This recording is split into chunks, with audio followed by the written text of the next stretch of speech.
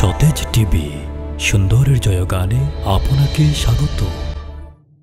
একবার এক ব্যক্তি বনু তামিম গোত্রের, ওনার নাম হলো কায়েস বিন আসিম রাদিয়াল্লাহু তাআলা আনহু। ওই ব্যক্তি ইসলাম গ্রহণ করার পরে আল্লাহর নবীর দরবারে এসে কান্নাকাটি করছে। আল্লাহর নবী বললেন, কায়েস তুমি কেন কাঁদতেছ? কায়েস বলতেছি, ইয়া রাসূলুল্লাহ, আমি যে ইসলাম ধর্ম গ্রহণ করেছি, এই ইসলাম ধর্ম গ্রহণ করার কারণে আল্লাহ আমার পিছনের গুনাহগুলো কি মাফ করবে?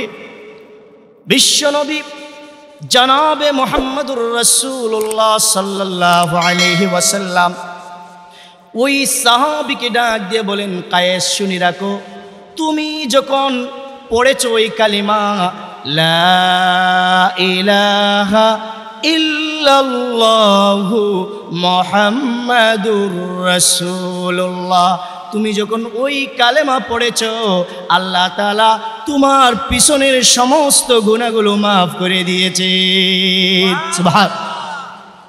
ওই সাহাবী কান্না বন্ধ করছেন না, আরো কাঁদতেছেন। নবীজি বললেন, কায়েস এরপরেও তুমি কেন কাঁদছো?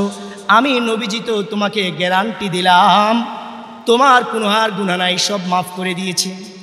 হযরতে কায়েস বলেন, ইয়া রাসূলুল্লাহ, আমি কাঁদতেছি এই জন্য আমি এমন একটি অপরাধ করেছি যেই অপরাধ করার কারণে আমার কর্ণকুহরে বারবার ওই অপরাধের কথা স্মরণ হয়ে যায়, কানে আওয়াজ ভেসে আসে, আমি বলতে পারি না।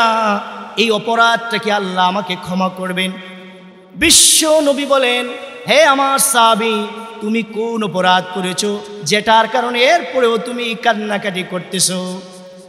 ওই সাহাবী বলেন, ইয়া রাসূলুল্লাহ, আমার স্ত্রীর গড়ে একটা সন্তান, আমার স্ত্রী গর্ভবতী ছিল, তার গড়ে একটা সন্তান ছিল পেটে। আমি ব্যবসার উদ্দেশ্যে সফরে যাচ্ছি, ওই সময় আমার স্ত্রীকে বললাম, হে আমার প্রিয়তমা স্ত্রী, তোমার গড়ে যদি কোনো কন্যা সন্তান জন্ম নেয় তাহলে তুমি তাকে জীবন্ত মেরে ফেলবে, নাউজুবিল্লাহ। এই বলে আমি সফরে চলে গেলাম। কয়েক বছর পরে সফর থেকে যখন আসলাম, দেখলাম আমার গড়ে ছোট্ট একটি কন্যা সন্তান, তার চেহারা অত্যন্ত সুন্দর, অনেক সুন্দর একটি মেয়ে। আমি আমার স্ত্রীকে বাড়িতে এসে জিজ্ঞাসা করলাম, আমার স্ত্রী, এই মেয়েটি কার? আমার স্ত্রী আমাকে জবাব দিল, হে আমার স্বামী, আমার গর্ভে যে তুমি সন্তান রেখে গিয়েছিলে, এটা হলো সেই তোমার মেয়ে। আমার গর্ভে জন্ম নেওয়ার পরে আমি তার চেহারার দিকে তাকায় আমার দরদ ঢুকে গেছে, মহব্বত ঢুকে গেছে। আমি মা হয়ে এই কন্যা সন্তানকে জীবন্ত হত্যা করতে পারি নাই। এটাই হলো আপনার সেই কন্যা সন্তান। সুবহানাল্লাহ। ওই সময় সাহাবী রাসূল করিম সাল্লাল্লাহু আলাইহি ওয়াসাল্লামকে বলেন, ইয়া রাসূলুল্লাহ, আমি আমার মেয়ের দিকে তাকায় আমার প্রাণটা জুড়িয়ে গিয়েছে। আমি আমার মেয়েকে আদর করতে লাগলাম, সোহাগ করতে লাগলাম।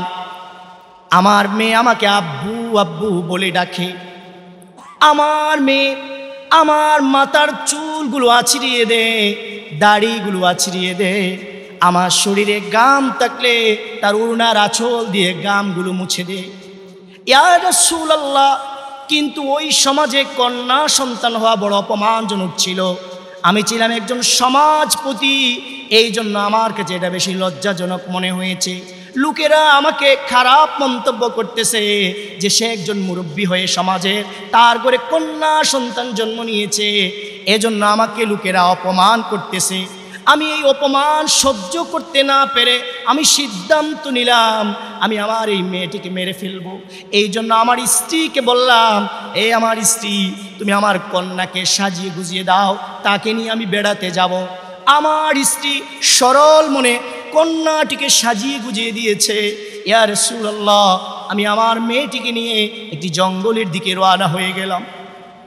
আমি যখন ওই জঙ্গলে গিয়ে পৌঁছেছি, আমার একটি অস্ত্র দিয়ে, কুদাল দিয়ে আমি যখন গর্ত খনন করতেছিলাম, মাটির টুকরাগুলো আমার জামার মধ্যে পড়ছিল।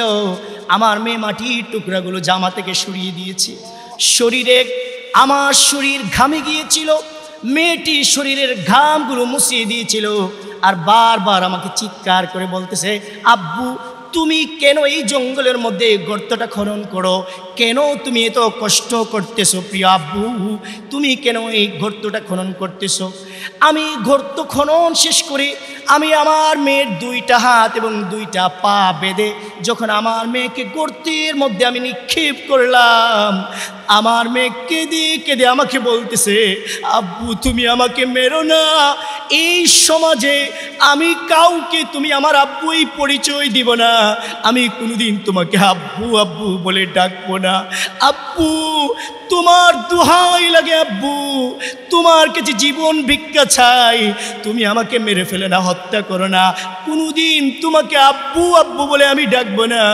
ওই সাহাবী বলেন, ইয়া রাসূলুল্লাহ, আমি আমার মেয়ের কোনো কথা শুনলাম না, বরং আমার কাছে একটা বড় পাথর ছিল, ওই পাথরটা নিয়ে সজুড়ে আমার মেয়ের মাথার উপর এমন জুড়ে একটি আঘাত করলাম, মাথাটা ফেটে ফিনকি দিয়ে রক্ত বের হয়েছে, আর আমার মেয়েটা আব্বু আব্বু বলে চিৎকার করেছে। ইয়া রাসূলুল্লাহ, ওই আব্বু চিৎকারটা এখনো আমার কানের মধ্যে ভেসে আসে।